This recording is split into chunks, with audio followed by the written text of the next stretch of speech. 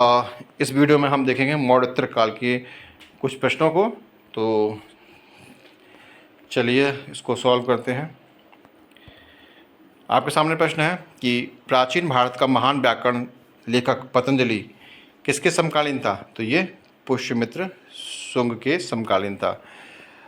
पतंजलि ने पतंजलि ने किस पर महाभाष्य लिखा है? तो पाणिनि की अष्टाध्यायी पर। पाणिनि की अष्टाध्यायी पर लिखा है और एक तरह की संस्कृत व्याकरण का महाकाव्य था ये। और बरहुत और सांची के स्तूपों का पुनर्निर्माण किस काल में हुआ? तो शुंग काल में हुआ। सातवाहन राजकुमारों को क्या कहा जाता था? कुमार। ब्राह्मणों को सर्वप्रथम भूमिदान और जागीर देने की प्रथा का आरंभ किसने किया? सातवाहनों ने। सातवाहनों का राजकीय भाषा क्या थी? प्राकृत। कार्ले के चैत्य का निर्माण किसने करवाया? सातवाहनों ने।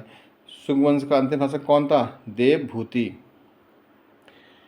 बहुत जल्दी फास्ट करेंगे, जल्दी ख़त्म करेंगे, काफ़ी प्रश्न है। देवभूति की हत्या किसने की थी? कर्णवंशी वासुदेव ने 33 ईसा पूर्व में। तीसरी शताब्दी में वारंगल प्रसिद्ध था हाथी दांत के काम के लिए। मौर्य काल में किस विभाग को हे समझा जाता था? तो गंधर्व विभाग। यवन राजदूत हेलिडोरस किसके दरबार में विदिशा आया था? तो भागभद्र के। संबंधों के में किसे भारतीय राष्ट्रीय संबंध माना जाता है? तो शक संबंध को भारतीय संबंध माना जाता है। प्लिनी कौन था? यूनानी भूगोल विशेषज्ञ था। मौर्य काल का सर्वाधिक विकसित उद्योग था वस्त्र उद्योग। मौर्य एवं मौर्य काल में पश्चिम भारत का सर्वाधिक महत्वपूर्ण बंदरगाह था भरूच या भरूकच्छ। मौर्य काल में पूर्वी तट पर स्थित महत्वपूर्ण व्यापारिक बंदरगाह था ताम्रलिप्ति। पूर्वी तट पर, ठीक है, ताम्रलिप्ति। जूनागढ़ अभिलेख प्रशस्ति है रुद्रदामन की। कण्वंश के संस्थापक कौन था? वासुदेव। 60 ईसा पूर्व में। सातवाहन राज्य की राजधानी कहाँ थी? पैठण प्रतिष्ठान। गाथा सप्तशती की रचना किसने की थी? सातवाहन नरेश हाल ने। साथ ही बहुत प्रश्न है, इसलिए थोड़ा तेजी से करना होगा और हम चाहते हैं कि कम समय में अधिक से अधिक प्रश्नों को हम सॉल्व करें। तो आप चाहें तो अपनी वीडियो की स्पीड स्लो भी कर सकते हैं। और देखिएगा नेक्स्ट प्रश्न। सातवाहन वंश का महानतम शासक कौन था? तो गौतमी पुत्र सातकर्णी था। गौतमी पुत्र ने कौन सी उपाधि धारण की थी? तो वेड़ाकटक स्वामी की। नागार्जुन किसके समकालीन था? तो गौतमी पुत्र सातकर्णी के थे। रुद्रदामन कौन था? शक राजा था एक। भारत क्षेत्र में शासन करने वाला पहला शासक कौन था? माउश। और नेक्स्ट है आपका कि पहला वंश का सबसे अधिक शक्तिशाली शासक कौन था? तो गोंदोफर्निस। किस शासक के समय में ईसाई धर्म प्रचारक सेंट थॉमस भारत आया था? तो गोंदोफर्निस के समय पे। भारत में कुषाण वंश की स्थापना किसने की? तो कुजुल कड़फिसेस प्रथम ने 15 ईस्वी में। कुषाण वंश का सबसे प्रतापी शासक कौन था? कनिष्क। कनिष्क कब राजा बना था? 78 ईसा पूर्व में। और कनिष्क की राजधानी कहाँ थी? पुरुषपुर पेशावर में। कनिष्क की दूसरी राजधानी कहाँ थी? मथुरा में। कनिष्क ने कश्मीर विजय के बाद वहाँ कौन सा नगर बसाया था? कनिष्कपुर। कनिष्क की सबसे महत्वपूर्ण विजय कौन सी थी? चीन की विजय। चौथी बौद्ध संगति का आयोजन कनिष्क ने कहाँ कराया था? तो कश्मीर के कुंडलवन में। चौथी बौद्ध संगति का अध्यक्ष कौन था? वसुमित्र। कनिष्क बौद्ध धर्म की कौन सी शाखा का अनुयायी था? तो महायान का। चौथी बौद्ध संगति में कौन सी पुस्तक लिखी गई? तो महाविवास शास्त्र। मथुरा से प्राप्त कनिष्क की मूर्ति कैसी है? सैनिक वेशभूषा वाली है। कनिष्क के दरबार में महान दार्शनिक कौन रहता था? तो अश्वघोष। अश्वघोष की रचना का नाम बुद्धचरित एवं सूत्रलंकार। प्रसिद्ध दार्शनिक एवं वैज्ञानिक नागार्जुन किसके दरबार में था? तो कनिष्क के दरबार में था। शक महाक्षत्रप रुद्रदामन की पुत्री का विवाह किसके साथ हुआ था? तो वरिष्ठ पुत्र पुलमावी से हुआ था। पुलमावी की कौन सी उपाधि धारण की थी? तो दक्षिणापथेश्वर। मिनांडर कौन था? यवन राजा। भारत के भीतरी भाग में प्रवेश करने वाला पहला यूनानी शासक कौन था? डेमोट्रियस। डेमोट्रियस ने अपने पिता की स्मृति में कौन सा नगर बसाया था? तो यूथिडेमिया नामक नगर बसाया था। भारत के सबसे पहले सोने के सिक्के किसने जारी किए? तो इंडो ग्रीक ने। कुषाणों में मृत शासकों की मूर्तियां कहाँ रखी जाती थीं? तो मंदिरों में। वह महानतम कुषाण नेता कौन था जो बौद्ध बन गया था? तो कनिष्क। कुषाण काल के दौरान मूर्तिकला की गंधा शैली किसका मिश्रण है? तो ये आपकी इंडो ग्रीक शैली का मिश्रण है। सातवाहनों के समय में मुद्रा सर्वाधिक किस धातु के बने?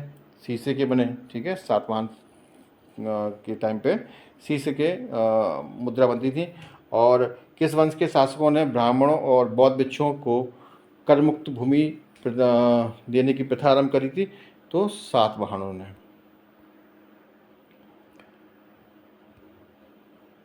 भारतीय रंगमंच में यवनिका का शुभारंभ, यानी यवनिका किसे कहते हैं? प्रथा को कहते हैं। किसने स्टार्टिंग करी थी? तो यूनानियों ने। ठीक है, आपने देखा होगा कि स्टेज पे पर्दा वगैरह गिरता है ना, तो ये प्रथा कहाँ से आई थी? तो ये यूनानियों से आई थी। भारतीयों के महान रेशम मार्ग किसने आरंभ करवाया? कनिष्क ने। शक संवत का प्रारंभ किस सम्राट के शासनकाल में? 78 ईस्वी से हुआ, तो कनिष्क के। कुषाण काल में सबसे अधिक विकास किस क्षेत्र में हुआ? तो धर्म के क्षेत्र में। और नेक्स्ट है आपका विक्रम संवत कब से आरंभ हुआ? तो 58 ईसा पूर्व में। बुद्ध की खड़ी प्रतिमा किस काल में बनाई गई? कुषाण काल में। किस वंश के शासकों ने छत्र प्रणाली का प्रयोग किया? तो शकों ने। त्रातार यानी मुक्तिदाता का उपाधि किस वंश के शासकों ने धारण किया? शक ने।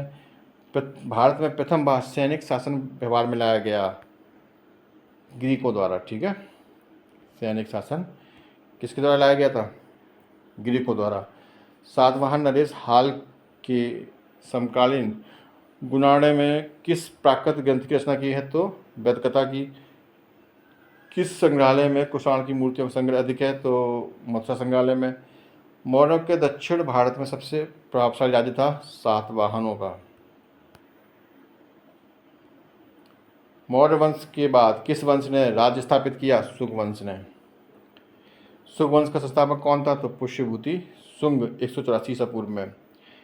पुष्यमित्र शुंग किस धर्म का उपासक या संरक्षक था? तो ब्राह्मण धर्म का।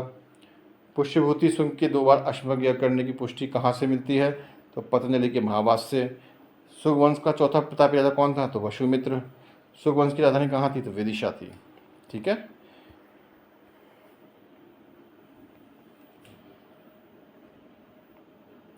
नेक्स्ट प्रश्न आपके सामने। वसुमित्र और यवन सेनापति मिनांडर के बीच किस नदी के तट पर युद्ध हुआ था? तो सिंधु नदी के। पुष्यमित्र शुंग किसका सेनापति था? तो मौर्य सम्राट ब्रह्मदत्त का।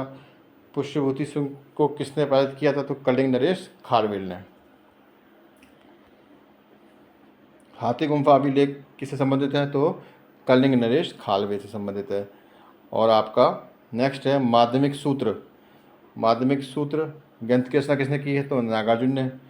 महाविवास जो सूत्र है, महाविवास सूत्र, इस ग्रंथ की रचना किसने की है? वसुमित्र ने। कनिष्क का दरबारी चिकित्सक कौन था? चरक था। बौद्ध धर्म का विश्वकोश किसे कहा जाता है? तो महाविवास सूत्र को। कनिष्क का पुरोहित कौन था? संरक्षक। ठीक है, कनिष्क का बौद्ध धर्म से में किसने दीक्षित किया? कनिष्क को बौद्ध धर्म में किसने दीक्षित किया था? अश्वघोष ने।